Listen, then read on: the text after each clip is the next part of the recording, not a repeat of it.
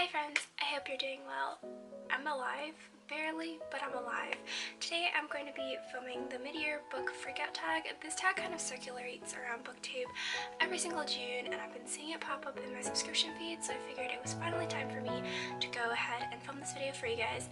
Before I get started, I apologize for kind of being MIA for a while. I started working at an elementary school, and then they finally let out for the summer, so I have a little bit more time. Summer camp is not going to be as demanding, but because of my crazy work schedule, I was working 2 jobs and summer classes, YouTube and my blog kind of got pushed to the side, so I apologize for that. And another apology, I probably sound like a dying frog because my body has finally given out after like 2-3 weeks of like working at the public school. My body was like, we're done, we're getting sick. So this is day 2 of my cold, so I don't feel the best, so I apologize if I'm a little bit like loopy. I'm on Tylenol. But yeah, I have all the questions for the tag written here in this notebook, so let's jump straight into the video and get started. So question number 1 is the best book you read in 2018 so far. This was so hard to do. Originally I wanted to go and like list all of my favorite books, but honestly I'm not in the mood to edit and put up so many different covers, so I try to keep all of my answers like one book only, if that makes sense. So for this one I chose The Astonishing Color of After by Emily X. Pan. So I recently read this in June, so I haven't even talked about it on my channel yet.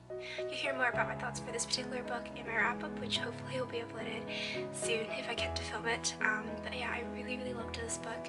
It was definitely one of the most life-changing books that I've read this year so far. The writing, just the imagery, and just everything about it. I can't even write a review for it because I was just so in shock of how much I loved this.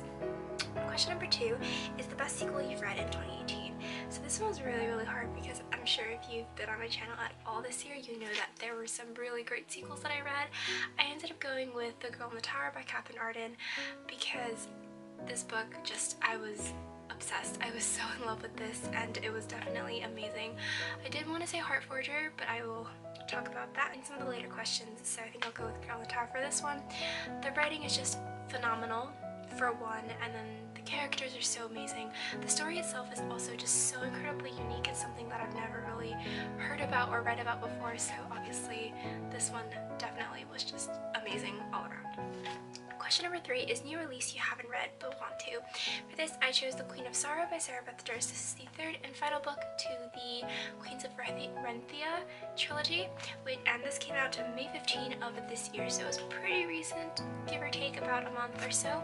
I've only read the first book and I really enjoyed it, so I kind of want to reread the first book before I continue on with the rest of the series, but this is definitely a book that I was super hyped up for, and I just haven't got around to reading it yet because I definitely need a little bit of a refresher. Excuse the weird lighting changes. I'm filming in my bedroom. My walls are blue and there's yellow sunlight, so just a weird cool and warm contrast going on, but we're gonna work with it. Question number 4, your most anticipated release for the second half of the year. The first one that pops into mind is almost coming out. It comes out in July, I believe, and that is Spinning Silver by Naomi Novik. I'm so excited for this. Uprooted was just such a crazy and fun story to read. I definitely need to reread it before I read Spinning Silver. I know the 2 books aren't connected like story-wise, but they're set in the same world, and from what I remember, I was really confused with Uprooted. It took me a while before I finally got into the story and understood what was going on, so I kind of still want to reread it before going into Spinning Silver. But I'm so excited that there is another book in this world because it was just so dark and so much fun. Question number 5, your biggest disappointment. So I hope I don't offend anybody with this, but I'm just gonna go right out and say it. For this question, I ended up going with She Felt Like Nothing by R.H. Sin. I really enjoyed this book, so this is kind of like a weird answer to a question. So I enjoyed the first 50% of this book. I thought it was amazing, it was phenomenal, I loved the poems, and everything was just so great. And then the latter 50% were just not really working for me.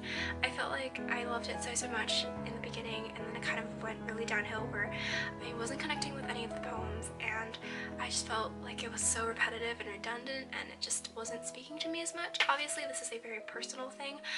Poetry is just, it's all about what connects to you personally, so this was a disappointment for me in the sense that I really loved it at the beginning and I'd hoped that I would love the whole thing, but the latter half of the book kind of went downhill for me. If that makes sense. So question number 6 is your biggest surprise, and for this I went with Turtles All the Way Down by John Green. This was not like a 5-star read for me by any means. I do have a book chat for this, so I'll leave a link to it down below if you would like to find out more of my thoughts. But I went into this book kind of hesitant because I wasn't a huge fan of The Fault in Our Stars, and I haven't read any other John Green books since then, so I was kind of like, I didn't know if I was gonna like it.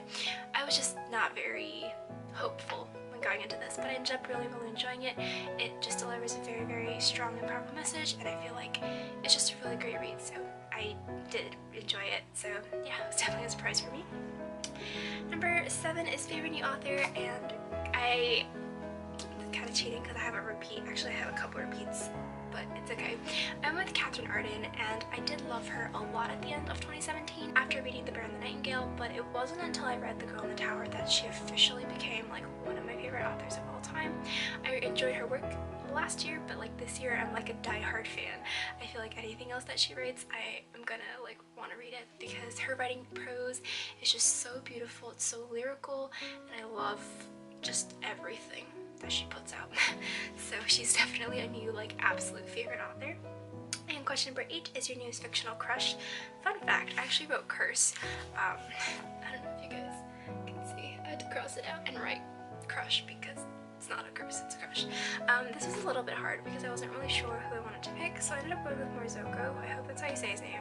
But he's from the Bear and the Nightingale series by Catherine Arden. He was, I don't know, I feel like I loved him so much in this book.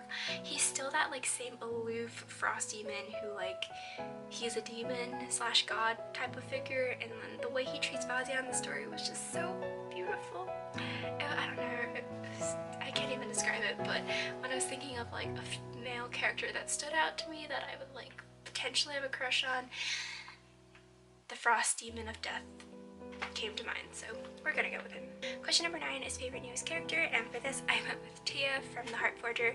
Basically anyone from the Bone Witch trilogy by Richie Beko I absolutely love. I think reading The Heart Forger, which is the second book in the series, really solidified my love for all of these characters. I loved Tia in the beginning, but I wasn't like super connected with any of the characters. I loved the Bone Witch solely for their writing, and it wasn't until The Heart Forger that I became in love with the characters and everything about the series. So Tia in The Heart Forger was just amazing, and I loved like seeing all of the characters grow together. It was just a lot of fun, so yeah, I had to mention Heart Forger somewhere in this video. Question number 10 is a book that made you cry. So this book didn't necessarily make me cry, but you know that feeling when you're reading a book and your heart just kind of like constricts and you feel yourself getting all choked up and emotional? That's what I got when reading this book, because I don't think I've cried for any of the books, but I definitely got the strongest emotional reaction reading this, and that is Starfish by Kemi Dawn Bowman, another book that I read in June, so I'll talk more about this one in my wrap-up.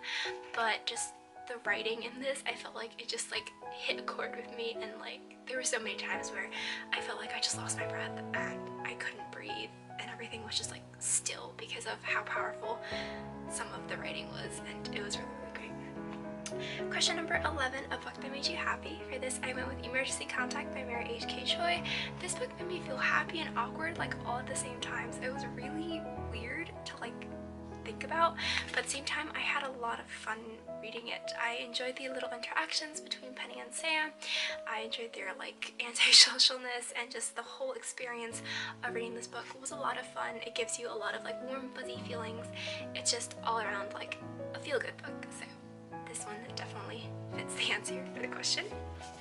Question number 12, a favorite book to movie adaptation. So I actually haven't watched any book to movie adaptations yet this year, so I twisted the question a little bit and made it favorite book to movie adaptation that you want to watch. So for this one I went with The Shape of Water, or The Shape of Water. I forget the exact name, but I believe the movie came out last year, but I saw the trailer and I just thought it was so cool, and it's kind of like a weird Little Mermaid story, but like super dark. My mom's watched the movie and said that it's like definitely not what you expect it to be. So yeah, this is definitely something that I wanted to pick up. I don't know if I want to read the book or if I just want to watch the movie. I haven't decided yet. I don't know if I have time to do both, but that's definitely something that's on my watch list. So yeah. Question number 13 is favorite review that you've written. For this one I went with Pachinko by Min Jin Lee. I had a lot of fun writing this review because it was such a deep book. I talked about this a bit in my wrap-up, I believe in February was when I finished this book. But this talks about like the Korean War and World War II, and just so much Asian history that I never really got the chance to learn about. Even though I live in America, like we don't really focus on the Asian aspects or the Asian side of wars. And writing the review, it was really fun to take the time and reflect and really formulate my thoughts on this book. So this is a very dense book. It's not for the faint of heart, but if you're interested, I do think it's something that everyone should read. I think it's very interesting to kind of read about just a different side of history, like the other side. Question number 14, the most beautiful book you bought. I'm in my room, so I don't have any books with me, so I'm going to put up a cover, but I'm going to go with Bone Witch by Rinch Becco. So I didn't own a physical copy of the Bone Witch, I only had an ebook, so when I went to BookCon, I bought the Bone Witch, and it's definitely the most beautiful book I bought because, guys, just look at the cover. I know the picture on the screen like doesn't do it justice.